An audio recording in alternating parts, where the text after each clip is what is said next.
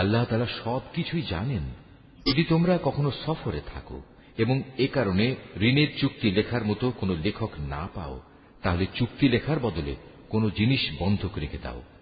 যখন তোমাদের কোনো ব্যক্তি অপর ব্যক্তিকে কোনো বন্ধকি জিনিসের ব্যাপারে বিশ্বাস করে, এমতাবস্থায় যে ব্যক্তিকে বিশ্বাস করা হয়েছে তার উচিত সেই আমানত যথাযথ ফেরত দেয়া এবং আমানতের ব্যাপারে আল্লাহ তাআলাকে ভয় করা, যিনি তার মালিক। তোমরা কখনো সাক্ষ্য গোপন করো না। যে ব্যক্তি তা গোপন করে সে অবশ্যই অন্তরের দিক থেকে পাপিষ্ঠ সাব্যস্ত হয়।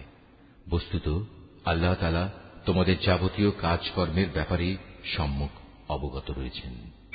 আসমান জমিনে যা কিছু আছে তা সবই আল্লাহ তাআলার জন্য।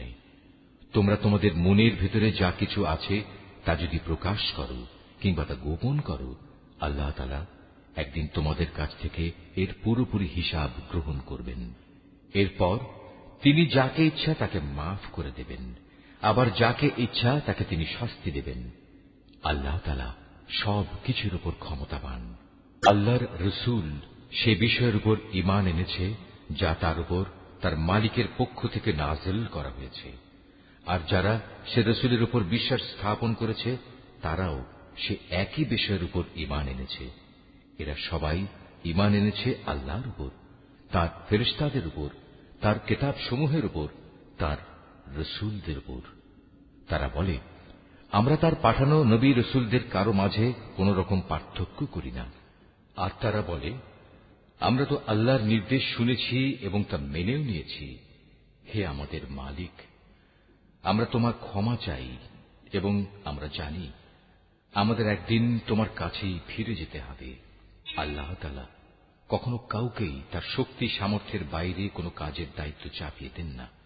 সে ব্যক্তির জন্য ততটুকু বিনিময় রয়েছে যতটুকু সে এ দুনিয়ায় সম্পন্ন করবে, আবার সে যতটুকু মন্দ দুনিয়ায় অর্জন করেছে তার উপর তার ততটুকু শাস্তি পতিত হবে।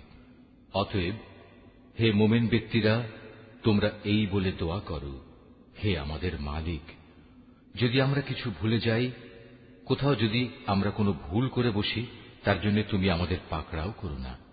হে আমাদের মালিক, আমাদের পূর্ববর্তী জাতিদের উপর যে ধরনের বোঝা তুমি চাপিয়েছিলে তা আমাদের উপর চাপিও না। হে আমাদের মালিক, যে বোঝা বইবার সামর্থ্য আমাদের নেই তা তুমি আমাদের উপর চাপিয়ে দিও না। তুমি আমাদের উপর মেহেরবানি করো, তুমি আমাদের মাফ করে দাও, আমাদের উপর তুমি দয়া করো। তুমি আমাদের একমাত্র আশ্রয়দাতা বন্ধু।